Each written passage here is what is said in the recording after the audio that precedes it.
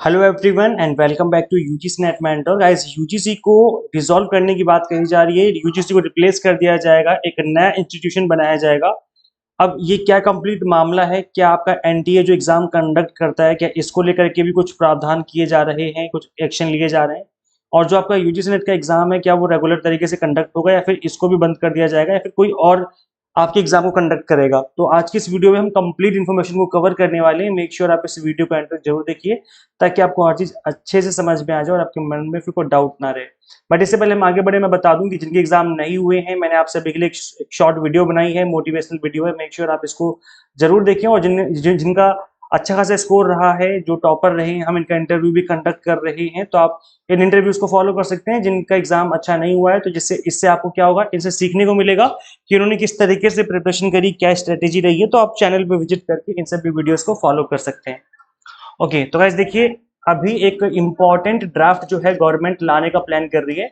So government drafts bill to replace UGC, AICTE and NCTE with unified higher education commission of India.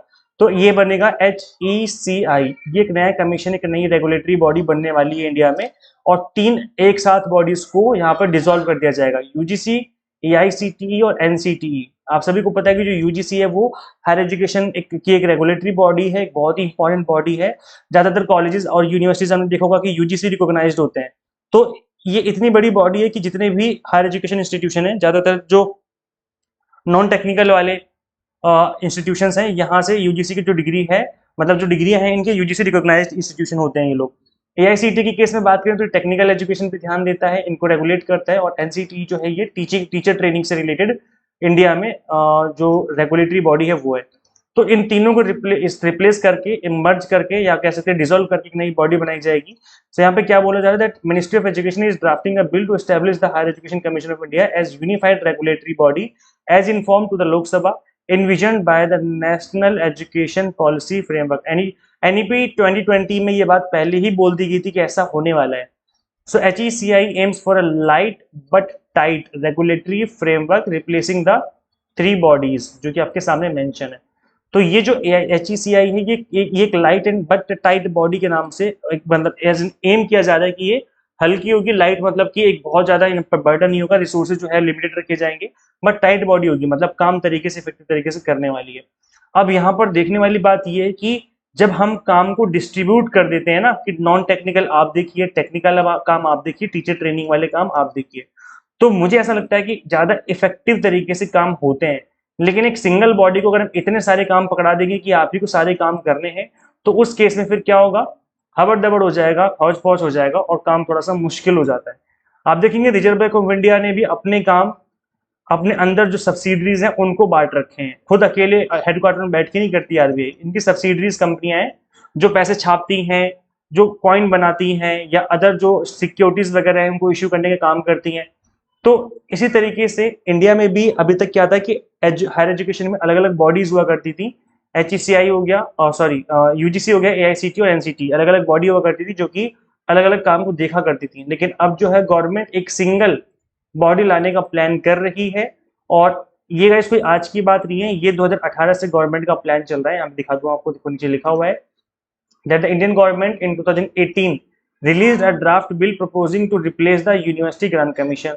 2018 में ही एक draft बनाया गया था जिसमें प्रपोज किया गया था कि हम यूजीसी को रिप्लेस कर देंगे with new hire education commission of India के साथ। ठीक है, सो यहाँ पर स्टेक होल्डर से सजेशन मांगे गए, फीडबैक मांगे गए थे उस टाइम पर। तो ये काफी टाइम से काम चल रहा है बैक एंड पे।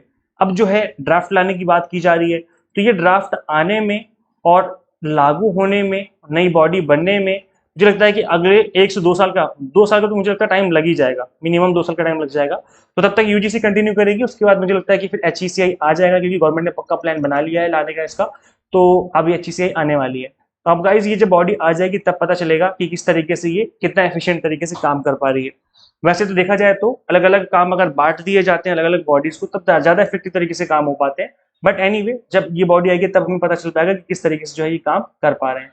आपके क्या विचार है इस चीज को लेकर कि क्या गवर्नमेंट ठीक कर रही है, गवर्नमेंट गलत कर रही है? आप कमेंट करके जरूर बताइए। जहां तक बात है एनटीए की, नेशनल टेस्टिंग एजेंसी की, तो एनटीए जो है वो यूजीसी से बिल्कुल अलग है। ऐसा नहीं कि यूजीसी डिसॉल्व हो जाएगी तो एनटीए भी डिसॉल्व हो जाएगा। एनटीए एग्जाम कंडक्टिंग बॉडी है, एनटीए आपका एग्जाम कंडक्ट करती है नेट का, तो एनटीए जो आपका नेट का एग्जाम है वो कंडक्ट करती रहेगी। एग्जाम एज पर शेड्यूल चलते रहेंगे, और अभी फिलहाल वही सिलेबस है जो चल रहा था, सिलेबस में भी कोई चेंज नहीं है। सिलेबस में फ्यूचर में चेंज आएगा तो उसके रिगार्डिंग आपको बता दूंगा। अभी फिलहाल दिसंबर में वही सिलेबस चल रहा है, उसी को कंटिन्यू करना है, और एनटीए आपकी एग्जाम कंडक्टिंग बॉडी है तो आप एग्जाम कंडक्ट करती रहेगी। बट अभी ये कि एनटीए यूजीसी जो कहता है वो एनटीए उस तरीके से एग्जाम कंडक्ट कर देती है, बट बाद में जब यूजीसी नहीं रहेगा तब इसको एचईसीआई बोलेगा कि भाई किस तरीके से आपको एग्जाम कंडक्ट करना है, क्या सिलेबस रहना चाहिए, वो एनटीए उस तरीके से एग्जाम कंडक्ट करेगा फिर। तो एनटीए अपना काम करता रहेगा, एनटीए का काम एग्जाम कंडक्ट करना, जो कि एज पर शेड्यूल होते रहेंगे। सो आई होप आपको चीजें क्लियर हो गई हैं, सारे डाउट्स क्लियर हो गए होंगे। अभी भी आपके मन में कोई डाउट है तो कमेंट कर दीजिए, वहां पर रिप्लाई करके मैं आपकी हेल्प कर दूंगा। अगर आपका एग्जाम अच्छा नहीं गया है यूजीसी नेट का, तो अभी आप दिसंबर 2025 के लिए प्रिपरेशन करना स्टार्ट कर सकते हो। इस एग्जाम को आप अपने फर्स्ट अटेम्प्ट में क्रैक कर सकते हैं अगर आप एग्जाम टारगेटेड स्टडी करें। यहाँ पर अपने इस प्लेटफॉर्म पर हम आपको paper 1 commerce management pol science की एग्जाम टारगेटेड प्रिपरेशन करवा रहे हैं। रेन 20 कूपन कोड अप्लाई करते ही फीस आपकी 20% से फ्लैट रिड्यूस हो जाएगी। गाइस देखो, ये जो मानसून सेल ऑफर है वो आज रात 12 बजे तक है, इसके बाद ये ऑफर खत्म हो जाएगा, ये ऑफर एक्सपायर हो जाएगा। तो आप इस ऑफर को अवेल कर लीजिए अगर आप अवेल करना चाहते हैं तो। यहाँ पर क्या कुछ मिलेगा, 6 मंथ का कॉम्बो कोर्स, रिकमेंडेड कोर्स, अगर आप 6 मंथ ज्वाइन करेंगे तो दिसंबर एग्जाम के लिए आपको डेफिनेटली काम आएगा। यहाँ पर कंप्लीट वीडियो लेक्चर्स मिल जाएंगे आपको, बाइलिंगुअल लैंग्वेज में 100 मॉक टेस्ट मिल जाएंगे प्रैक्टिस करने के लिए, पीडीएफ नोट्स मिल जाएंगे जिसके थ्रू आप मल्टीपल टाइम रिवीजन और प्रैक्टिस कर सकते हैं। सो गाइस करना क्या है, आपको सिंपली गूगल प्ले स्टोर से एग्जाम मेंटर ऐप इंस्टॉल कर लेनी है अपने मोबाइल फोन में। अगर आप iOS यूजर हैं तो उसका लिंक हमने अलग से आपको इसी वीडियो के description box and comment box में अवेलेबल करवा दिया है। तो thank you so much for watching this video. Share जरूर करें इस वीडियो को ज़्यादा से ज़्यादा उन सभी कैंडिडेट्स का जो यूजीसी नेट की प्रिपरेशन कर रहे हैं, and subscribe for UGC NET update and PhD related updates. Guys मिलते हैं फिर नेक्स्ट वीडियो में। Till then keep watching UGC NET mentor. Thank you so much.